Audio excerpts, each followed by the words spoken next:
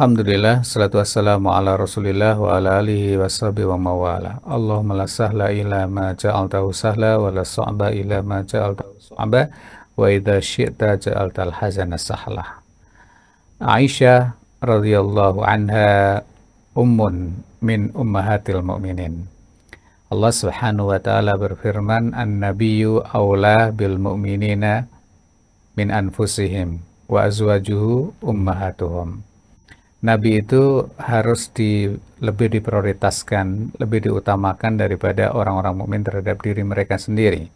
Dan istri-istri beliau adalah ibu-ibu mereka atau ummahatul mukminin. Nah, di antara ummahatul mukminin adalah Aisyah radhiyallahu anha. Kita ingin berkenalan, ya, ingin membaca sirah biografi Aisyah radhiyallahu anha, dan beliau ini namanya sudah masyhur ya. Beliau dikenal di kalangan para ahli ilmu terutama hadis ya, karena beliau adalah seorang wanita yang meriwayatkan hadis terbanyak 2.200-an ya, hadis dari Nabi Shallallahu Alaihi Wasallam. Aisyah radhiyallahu anha terlahir dari rahim Ummu Ruman. Ayahnya bernama Abu Bakar As-Siddiq radhiyallahu anhu. Beliau lahir setelah Nabi sallallahu alaihi wasallam diutus menjadi nabi, atau ba'dal bi'tsah, kira-kira 4 atau 7 tahun setelah Nabi diangkat menjadi Nabi sallallahu alaihi wasallam. Ya, jadi 4 atau 5 tahun 4 atau 5 tahun ba'dal bi'tsah, setelah kenabian. Ya. Berarti perbedaan umur antara Nabi sallallahu alaihi wasallam dengan Aisyah itu kira-kira 45 tahun. Ya, 45 tahun. Beliau lahir dari orang tua yang muslim tentunya ya, sehingga tidak ada akidah syirik yang pernah dianut oleh Aisyah radhiyallahu anha ya. Dan tentunya ya terjaga ya, Aisyah radhiyallahu anha terjaga di lingkungan keluarga muslim. Abu Bakar, yang kita tahu bahwa tidak ada manusia yang menginjakkan di muka bumi ini yang terbaik setelah para nabi, melainkan Abu Bakar As-Siddiq radhiyallahu anhu. Bayangkan aja, tidak ada yang menginjakkan kaki di muka bumi ini yang terbaik setelah para nabi ya, selain Abu Bakar As-Siddiq radhiyallahu anhu. Beliau adalah sahabat Rasulullah sallallahu alaihi wasallam, teman kepercayaannya ya, teman hidupnya ya, khalifah setelah wafatnya Nabi Sallallahu Alaihi Wasallam, dan juga ibunya, Ibu Aisyah Ummur Ruman, yang diberi kabar gembira oleh Nabi Sallallahu Alaihi Wasallam fil jannah ya, bahwa ibunya nanti juga akan memasuki surga, masuk surga Allah Subhanahu Wa Taala.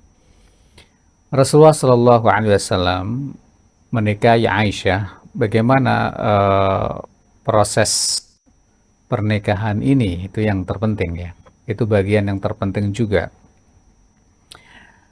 Setelah wafatnya Ummul Mukminin Khadijah radhiyallahu anha ya, datanglah Khawlah binti Hakim kepada Rasulullah sallallahu alaihi wasallam untuk apa? Datang kepada Nabi untuk meminta Nabi agar menikah gitu. Bayangkan aja, ini seorang sahabat wanita yang melihat Nabi sendirian karena Khadijah wafat ya. Khadijah radhiyallahu anha wafat, maka Khawlah binti Hakim ini meminta atau bertanyalah kepada Rasulullah SAW, kok nggak nikah lagi misalnya begitu, atau menawarkan sebaiknya nikah lagi. Lalu Nabi SAW bertanya, waman, siapa? Kan gitu. Katakanlah begini, kalau Anda menawarkan saya harus nikah, lalu dengan siapa? Maka kata Khawlah binti Hakim ini, in syi'ti bikron wa in syi'ti thayyibah. Ya, ya terserah mau perawan atau mau janda. Lalu Nabi SAW bertanya, wa manil bikru wa manil thayyibu. Nah, kalau gitu, kalau perawan siapa? Kalau janda siapa? Lalu iya, Khawla ini menyebut yang bikr itu adalah Aisyah. Yang bikr alias yang perawan itu adalah Aisyah, sedangkan yang thayyib, yang janda, itu adalah Saudah binti Zam'ah. Ada yang membaca Saudah binti Zum'ah. Ya, ya kalau nggak ada harokatnya bisa Zam'ah, bisa Zum'ah ya nggak? Itu ngelesnya kita aja itu. Akhirnya Rasulullah SAW sepakat, ya, sepakat. Kemudian beliau menikahi Sayyidah Saudah binti Zam'ah agar bisa ikut andil mendidik putri-putri beliau, karena pada waktu itu Nabi SAW memiliki putri-putri kehilangan ibunya, ya, kehilangan ibunya yaitu Khadijah, ya, radhiyallahu anha. Jadi putri-putri ini yang menginjak usia, ya, remaja barangkali, ya, ini perlu adanya ibu sambung nih, ya, yang bisa mendidik mereka. Kan nggak mungkin langsung perawan bisa mendidik mereka kan, tentunya yang berpengalaman. Siapa yaitu? Saudah binti Zam'ah. Nah, lalu bagaimana Rasulullah SAW menikahi Aisyah ini? Menikahi Aisyah radhiyallahu anha. Nah, yang perlu kita ingat dulu, ya, bahwa Rasulullah SAW ini menikahi Aisyah itu ikraman li abiha, ya, sebagai penghormatan untuk ayahnya. Siapa ayahnya? Abi Bakar As-Siddiq radhiyallahu anhu, dan juga sebagai satu deklarasi tentang kedudukan Abu Bakar dari sekian manusia. Jadi terhormat sekali kan, kalau putrinya dinikahi oleh Nabi Shallallahu Alaihi Wasallam, itu sebuah kehormatan yang luar biasa. Jadi jangankan dinikahi Nabi, kadang-kadang dinikahi Ustadz aja merasa apa namanya, merasa apa namanya itu, terhormat ya kan, apalagi dinikahi oleh seorang Nabi Shallallahu Alaihi Wasallam. Jadi ini ikraman li abiha.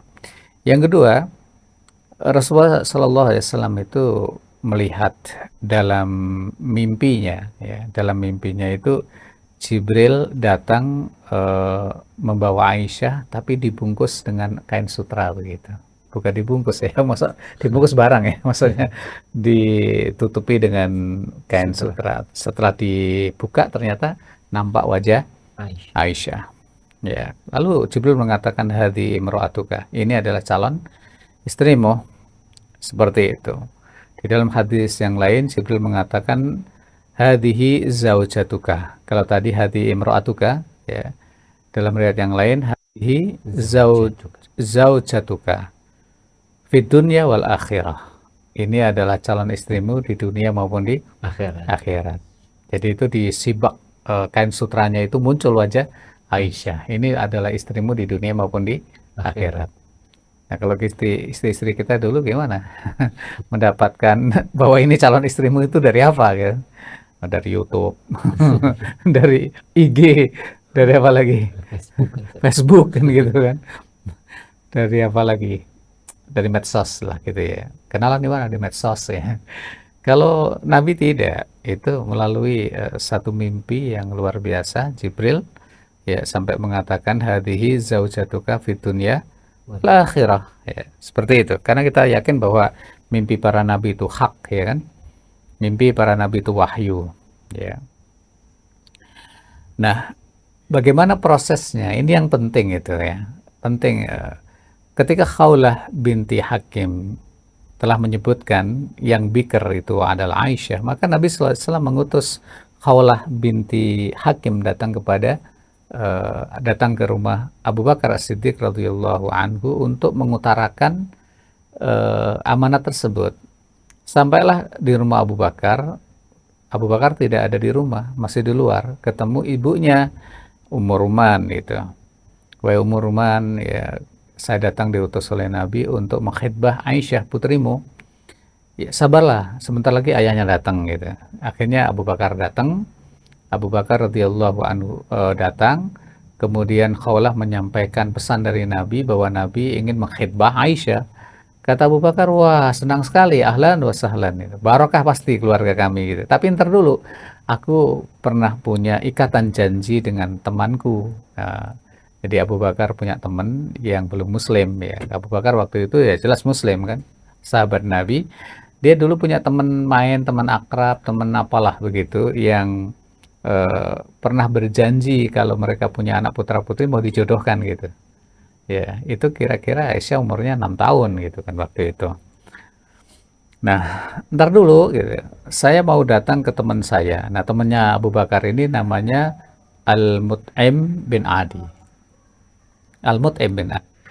Datanglah Abu Bakar ke rumah Al-Mut'im bin Adi, ya namanya teman baik ya kan.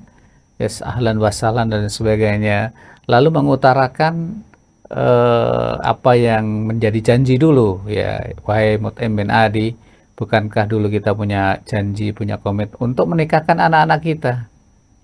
Gimana sekarang gitu? Ya, coba-coba tanya ke ibunya aja ya. Tanya ke istri saya itu katanya. Kemudian Abu Bakar bertanya, ya fulana, ya, wahai fulana, bagaimana nih? Ya, apakah jadi anakmu dinikahkan apa namanya dengan Aisyah putri saya? Pada waktu itu umurnya masih muda, umur 6 tahunan lah seperti itu, karena pernikahan dini seumur itu amrun tabi'iyun, artinya hal yang lumrah, yang biasa, nggak masalah gitu. Kata istrinya Mut'im bin Adi, wah nggak bakal aku mau menikahkan putraku dengan putrimu gitu kan, karena nanti kalau menjadi mantumu kamu paksa dia mengikuti agamamu kan gitu persoalannya. Jadi sama sekali nggak boleh. Nah di situ justru menggembirakan Abu Bakar Siddiq radhiyallahu anhu. Berarti kan Abu Bakar tidak mau menyelesaikan janjinya kan, walaupun janjinya dengan yang bukan seiman, tapi itu tetap ditepati oleh Abu Bakar Siddiq untuk menjelaskan persoalan ini jadi atau tidak. Ternyata ditolak, tidak jadi kan. Otomatis menggembirakan Abu Bakar As-Siddiq radhiyallahu anhu, dan akhirnya menerima lamaran Rasulullah Shallallahu Alaihi Wasallam, dan ini sudah skenario Allah Subhanahu Wa Taala kan, dan akhirnya menikah Aisyah ketika Aisyah umur 6 tahun ya, dan serumah ketika umur 9 tahun, dan itu dinyatakan sendiri oleh Aisyah radhiyallahu anha ya. Jadi sahabat Semai Radio yang dimuliakan oleh Allah, dulu orang-orang kafir Quraisy itu menolak dakwah Nabi itu bukan karena Nabi menikahi Aisyah, sama sekali tidak dijadikan hujah.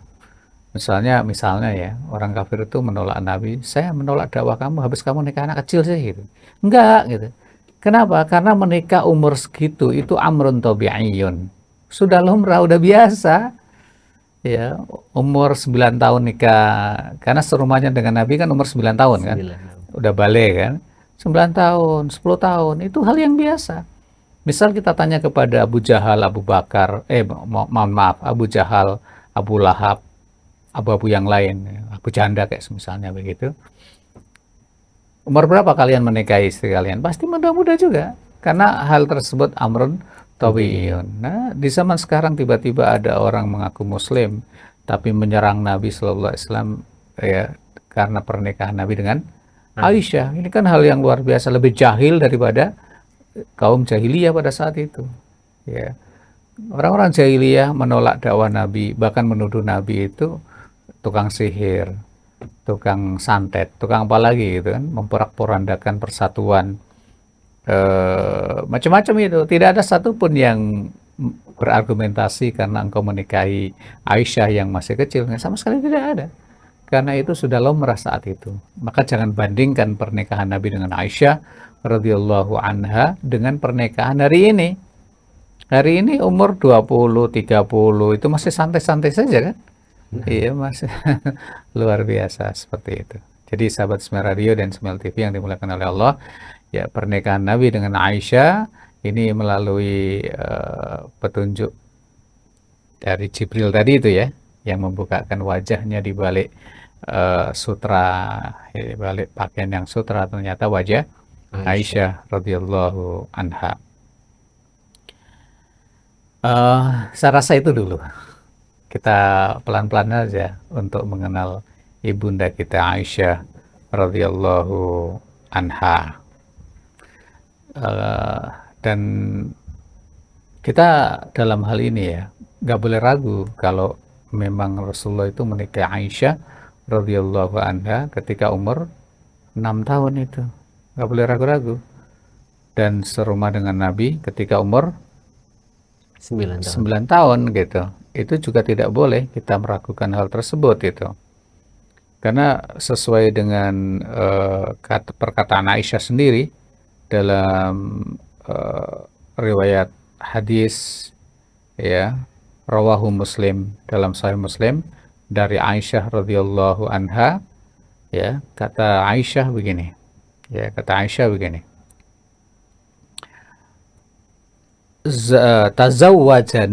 tazawwaja itu kan menikahi ya, tazawwajani Rasulullah sallallahu alaihi wasallam li sitti sinin ya, wa bana bi wa ana bitu tis'i sinin.